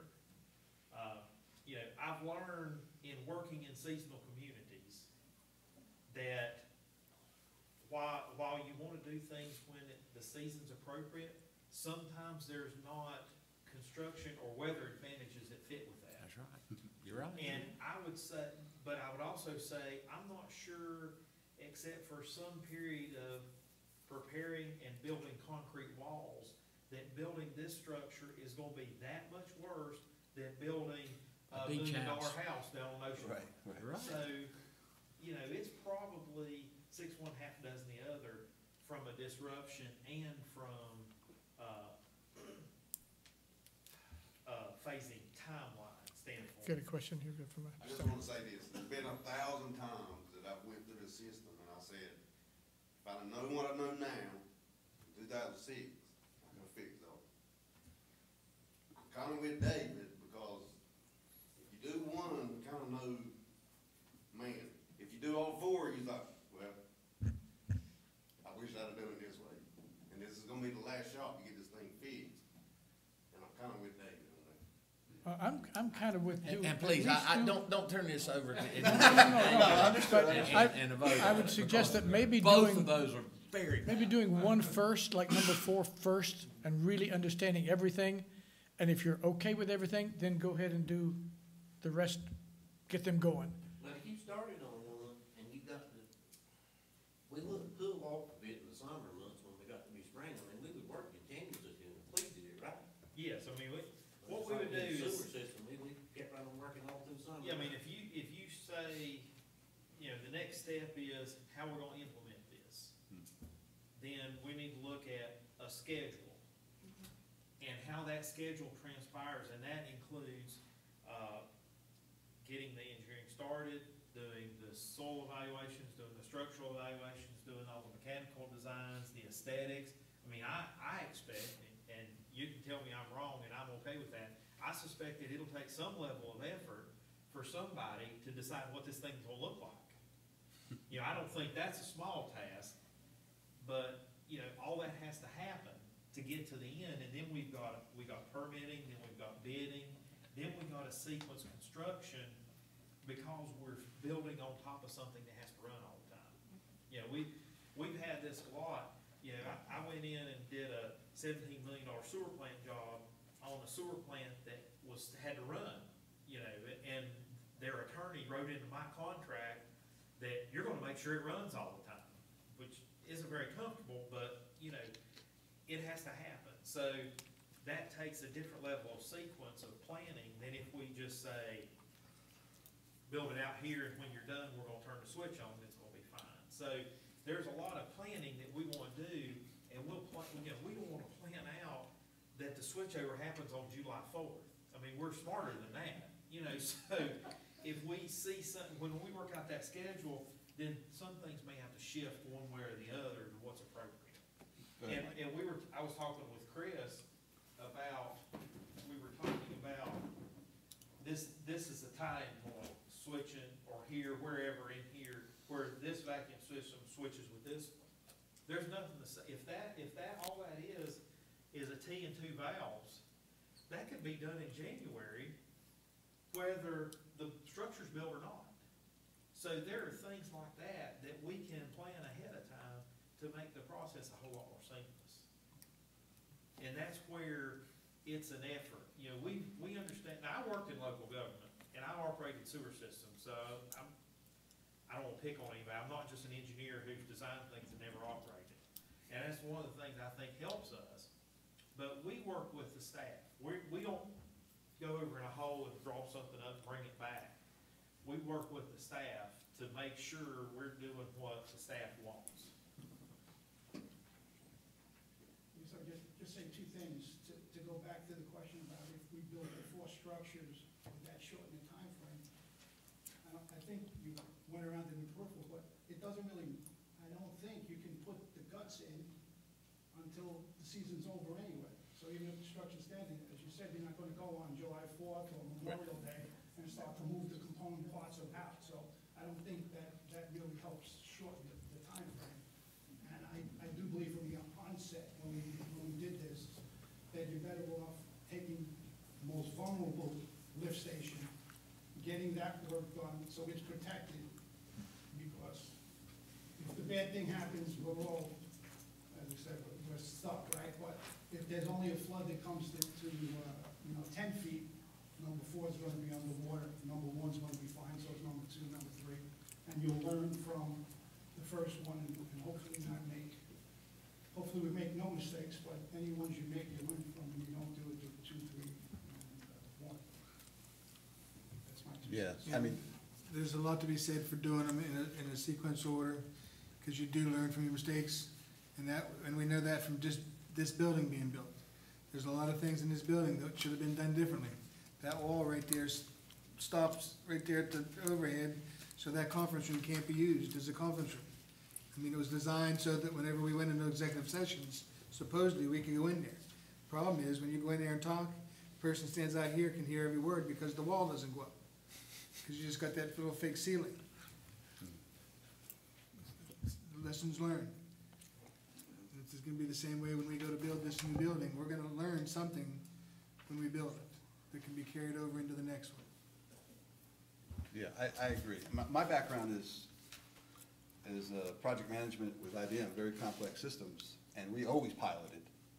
And planning is a big part of it, and working with guys like this is a huge part of it. That's what consultants do, right?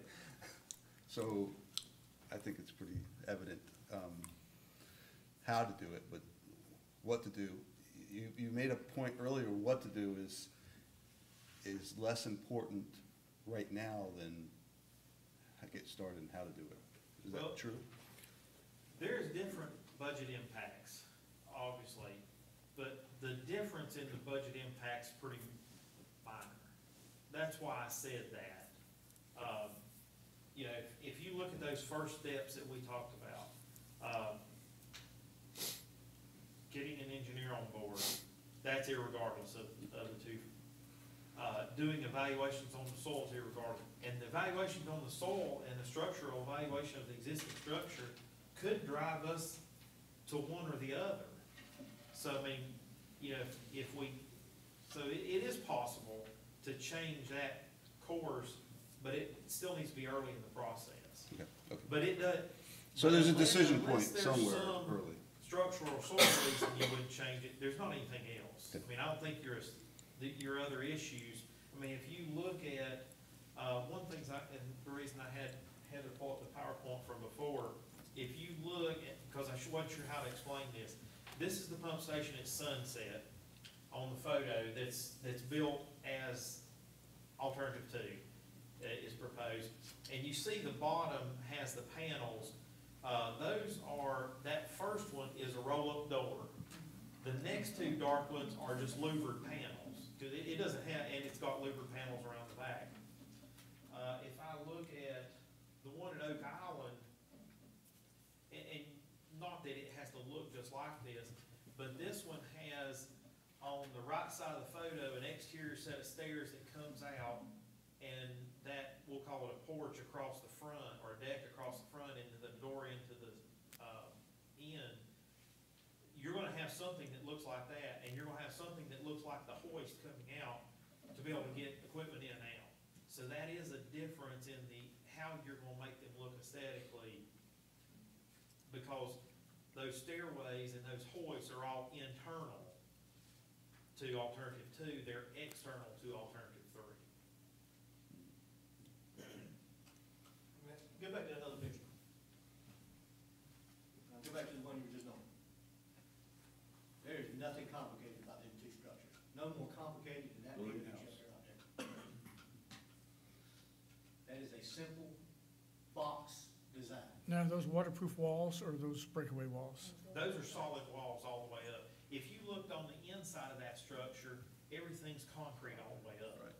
The vinyl's just a skin on the outside. And Those are flood-proof walls, right?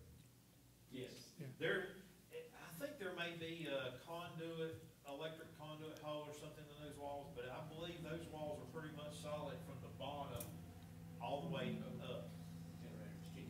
But between 2 and 3, are both of them built on top of the existing structure? That's what we're proposing.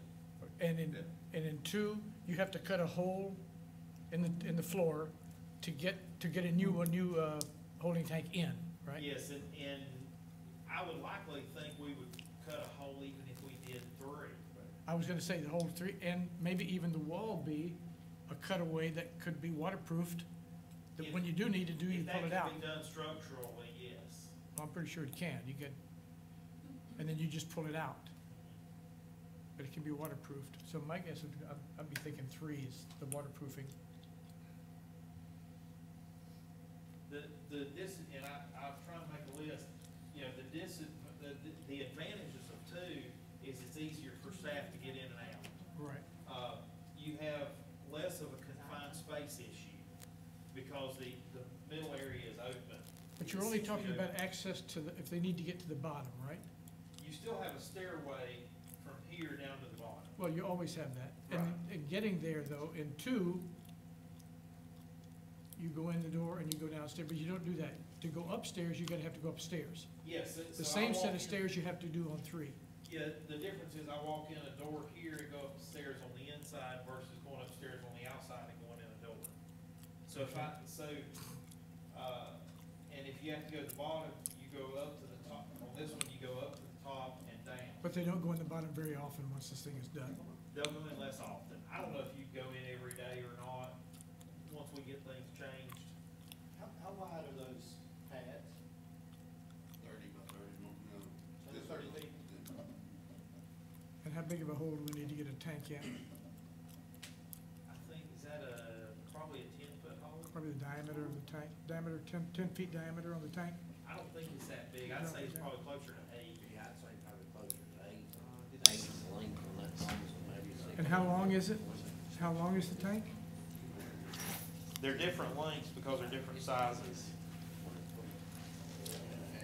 Probably about 12 to 15 feet, but I can't remember Long. the dimensions. And how high are the ceilings? Higher than the ceiling's probably about 12 foot, ain't it? How much? Probably about 12 foot is for which stage you're in, because the glacier tank actually sits further down in the hole. So you're saying you This That remove hole this might way have to and be then up? bigger to get them down and out. Here's pump No, you station need to go 2. straight up, even. Yeah, so It'd be getting like a this hatch thing- cut into concrete now, and it would go straight up and then you can go out. Yeah, but would you, if the tank's horizontal now, would you go up like this, or would you go? First design had us hatch the whole thing. It ain't got nothing now, but we want it straight up. Yeah, I'm just showing you the hatch that was proposed in on Yeah. 10 by 15 feet. Oh, 10 or 15, okay. I give a question to the town. Are we gonna keep a fence, so these are what I'll call protected gated? Down in 4, people do really weird things sometimes, and I would be worried about renters or the public going up the steps and hanging out on the deck for whatever reason out of interest, so yes, Chris? We would put a fence around it, but in all reality, that is safer with that structure there than what we have now. No, I know it's safer than what we have now, I'm just saying, if you have a fence around it, it tends to keep people out. State required. And plus, if we get a full-blown SCADA system, I'm sure we could work a camera in there too, because yeah. it would be something good to have. Yeah, they put a fence because you're still, either way, you're gonna have a trailer mounted generator that's gonna sit out there that you want inside the fence. Yeah, you have to protect it. Okay. And the fence that goes back will be a lot better than the fence that's there now. Yeah. So far, our best fencing, that we had was in-house built out of wood. From Station 1.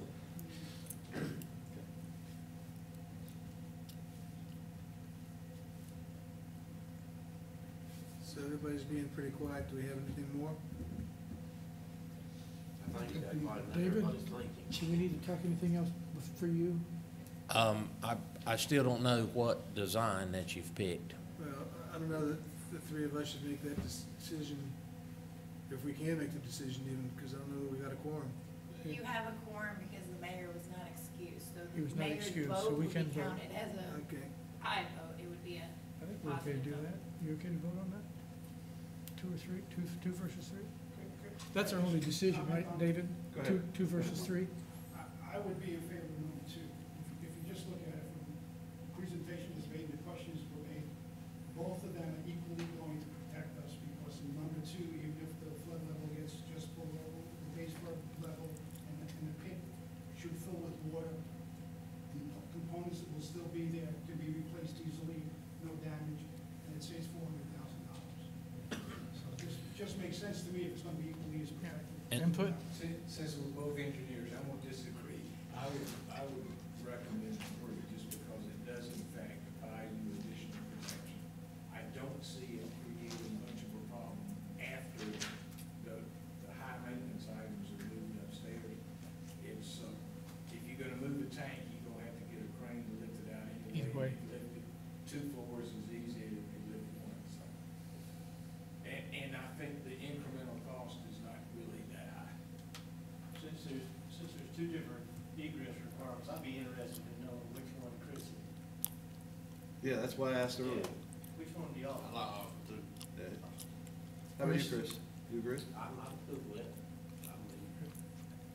And then, of Mr. course, Hewitt? and then, of course, the next piece of that, which, you know, I need to budget for, is the sequencing of them. You know, you wanna go linearly or vertically simultaneously. That would be, that's the budget consideration for you, but and that may be a decision that you do as part of the budget adoption, but those are the 2. And your suggestion, your recommendation on 2 versus 3?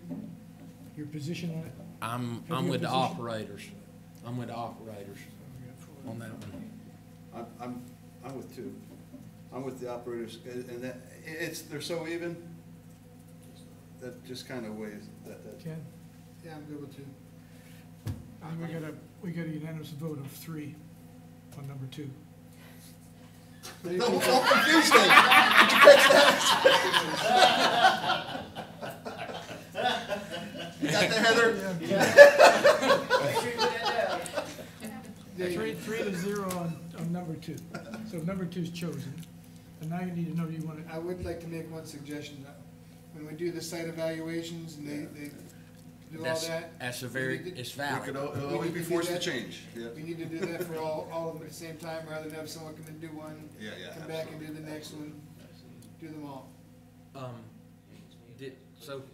So what I hear you saying is to go in this, really liking 2, but based on what we see when we do our exploratory, engineering on the sites, I mean, we may have to go to number 3. change. You may have to go to number 3. it's always subject to learning as you will know. Well, I mean, that type of logic kind of supports the linear Learning from the first one. learning from the first one, but What kind of structural design in 3 would be less invasive than 2? Looks to me like 2 would be less invasive on the soil condition than 3. You know, I probably would be. Yeah. Just got pilings. I mean, when you talked about the comfort level with costs, I would say that something going haywire on costs and costs going up would be more likely with 3 than with 2. Rising restriction costs probably. Any comments on linear versus all at one time? I know everything I've seen goes to the roof. I think it makes more sense to go one at a time. I do too. I think you pilot number 4. So I move we go one at a time. Second it. Vote? What? Sure. Madam Clerk, we've taken a vote. It's 3-0 that we do it linear, I have to kind of correct you if we're doing it as, the mayor's is an aye vote, so if you actually have a. Oh, it's 4-0. So it's 4. It's Oh, 4-0 in both cases. Well, you didn't need him to break And the then we tie, do so it- no, you're good, I'm sorry, you're We good. start with number 4 and then progress. That's what we're learning. And that could lead to the fact that once you've done 4, you decide we're Do them okay. all. You can rush Absolutely. the rest of them all at one Absolutely. time. Absolutely. Okay, is there anything more? You need anything more? Hewitt, I'm good. you're good? We good? Everybody good? Anybody else in the comments, observations? So when do you decide on the starting timeframe? He started yesterday, I think. I saw his budget. He's got it in the budget already. Your budget message has it included, right? Yeah, but the budget would be effective the 1st of July. I mean, that's, Right.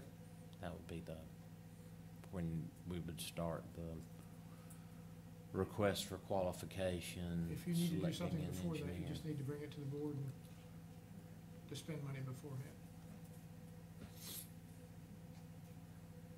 Okay. Okay? So, do you anticipate needing money, David? Or who would write the RFQ?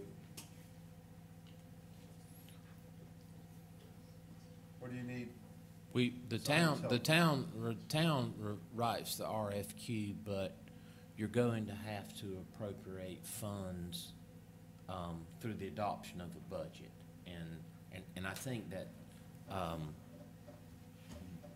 that now that you've got, it framed up on how you want to proceed, you're gonna have to go through the public hearing on adoption of the budget. You need, and I think that that's important to bring this, logic to that public hearing. So, I mean, it would be, it's really starting 1 July, is what it would be. so you don't anticipate you starting the RFQ until then? I don't. I mean, that's a fairly complex Yeah. thing. Absolutely. And not casting dispersions on a elected body's decision-making process until that's voted on and it's adopted in the budget, I can't move forward with it. But I know it's gonna happen. Okay. But so, I do think that there's a lot of value in, articulating the board's intent through the public hearing process in the budget. I think there's a lot to be said there. Okay. But Motion to it's adjourn? the end of May, it's, Yeah, we're 30 days. Right. Favor of adjournment? Yeah.